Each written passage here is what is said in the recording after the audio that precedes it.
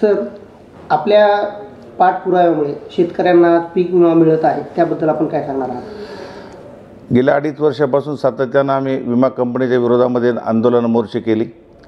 जिल्ह्यातले शेतकरी पीक विम्यासाठी पात्र असताना सुद्धा विमा कंपनीकडे शेतकऱ्याला तात्काळ मदत देण्यात आली नाही। त्या अनुषंगाने जिल्ह्यातल्या सर्व पक्षाच्या लोकांना घेऊन मी शासनाकडे आणि जिल्हाधिकाऱ्याकडे पाठपुरावा केला। त्याचंच यश म्हणून आज जिल्ह्यामधल्या सर्व लोकांना ज्यांनी तक्रारी केल्या, ज्यांनी पंचनामे झाले, त्या लोकांचा पीक विमा मंजूर झाला आणि वाटप चालू आहे। आज जिल्ह्याच्या स्तरावर 5 तालुक्याचं काम पूर्ण झालेलं होतं। त्यामध्ये उमरी, धर्माबाद, भोकर, हातगाव आणि बिलोली। त्यामुळे ह्या 5 तालुक्याचं पेमेंट वाटप सुरू झालं। काल 2-3 दिवसामध्ये थोडासा पोर्टलचा प्रॉब्लेम आल्यामुळे पेमेंट स्थगित आहे। पण ज्या लोकांनी पंचनामे केले त्या लोकांना भरपूर पैसा, ज्यांना आजपर्यंत शेतकरी म्हणतात की साहेब आमच्या घरामध्ये दिवाळीसारखा उत्सव आहे, 35,000 रुपये हेक्टरी आमच्या उमरी तालुक्यातल्या शेतकऱ्याला भोकरमध्ये, हातगावमध्ये मिळत आहेत। या उपर आता 11 तालुके पाठीमागे राहिले आहेत। 11 तालुक्याचं पेमेंट त्याच्यामध्ये महत्त्वाचं आहे नायगाव, देगलूर, मुखेड, कंधार, लोहा, नांदेड, मुदखेड, अर्धापूर, हिमायतनगर, किनवट आणि माहूर अशा ह्या 11 तालुक्याचं पेमेंट हे 25 ते 30 तारखेच्या दरम्यान किंवा ऑगस्टच्या पहिल्या हप्त्यात लागणार आहे।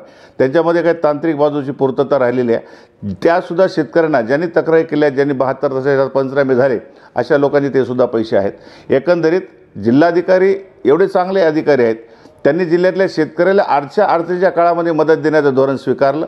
आमच्या शेतकऱ्याच्या प्रत्येक मागणीला त्यांनी प्रतिसाद दिला आणि एव्हाना आज जिल्ह्यातल्या सर्व शेतकऱ्यांच्या हातामध्ये पैसा नाही आहे। शेतकऱ्याला दिवाळीच्या वेळेस हातामध्ये पैसा येतो, उडदा मुगाशिवाय आमच्या हातामध्ये पैसा नसतो।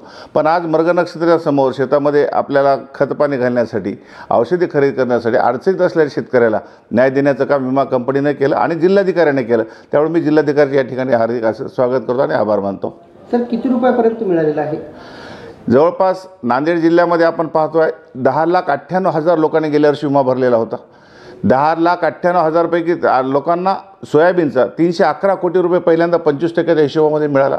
यानंतरचा विमा हा शेतकऱ्याला त्यांनी त्यांच्या पिकाच्या क्लेमनुसार, त्यांनी केलेल्या तक्रारीनुसार तो पैसा मिळत असतो। असं असताना जिल्ह्यातल्या शेतकऱ्यांनी आपल्या भागात ज्यावेळेस अतिवृष्टी झाली, सोयाबीनवर येलो मोजॅक आला, अशा वेळेस कंपनीकडे दावे दाखल केले।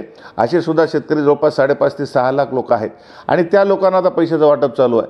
मला शेतकऱ्याला विनंती करायची की आपण तक्रार केल्याशिवाय पैसे मिळणार नाहीत, कुठलाही विमा असो। यापुढे सुद्धा आपण तक्रार करावी। तक्रार केल्यानंतर आपल्याला विमा कंपनीकडे आपले दाद मागता येते आणि ते पैसे कंपनी निश्चित वेळेवर देईल। मला शासनाला अशी विनंती करायची आहे, आमच्या शेतकऱ्याने तक्रार करण्यापेक्षा महसूलच्या लोकांकडे सगळे अत्यावधिक रेकॉर्ड असते। आमच्या भागात झालेली अतिवृष्टीची नोंद असते, तालुक्यामध्ये पडलेला दुष्काळ असतो। अशा हिशोबानं जर कंपनीनं पैसे दिले तर निश्चित शेतकऱ्याला न्याय मिळेल आणि जिल्हाधिकाऱ्यांनी ते तत्वतः मान्य पण केलेलं आहे। सर, आपण आगामी विधानसभा निवडणुकांसाठी इच्छुक आहात?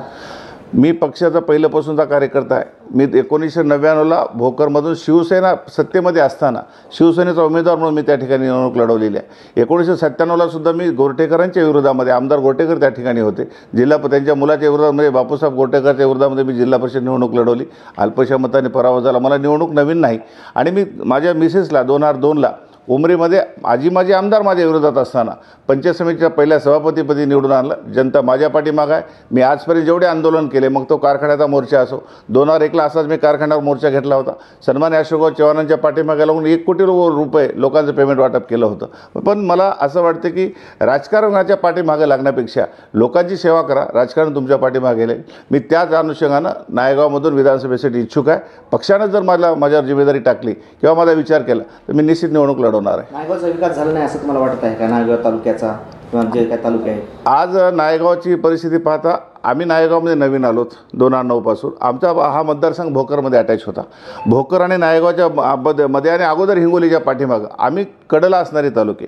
आमचा तालुका हा आंध्राला लगत असणारा तालुका आहे। ज्या अनुषंगाने लोकप्रतिनिधींनी आमच्या भागाकडे लक्ष द्यायला पाहिजे होतं, सत्ताधारी असो की विरोधक असो, त्यांनी आमच्या भागाकडे कधी लक्ष दिलं नाही। त्यामुळे आमचा तालुका निश्चित मागे राहिलेला आहे। आम्हाला कुठेतरी खंत आहे की आपण जिल्ह्याच्या सीमेवर असल्या कारणानं सीमेच्या पुढे जो विकास चालला तो आमच्या भागात झाला पाहिजे आणि त्या अनुषंगाने आपण काम केलं पाहिजे, अशा मताचं मी आहे। आपण समजा विधानसभेमध्ये निवडणूक लढली आणि निवडून आल्यानंतर आपण जनतेसाठी काय आपला संकल्प असणार आहे? आपली काय काम करणार आहात आपण? माझा पहिला उद्देश आहे, मी ज्यांच्याशी सेवा करतो आहे त्या शेतकऱ्यांसाठी माझा पहिला काम असणार आहे. सर्व शेतकऱ्यांच्या शेतीवर असणारा जो टॅक्स आहे तो मी रद्द करण्यासाठी प्रयत्न करेल.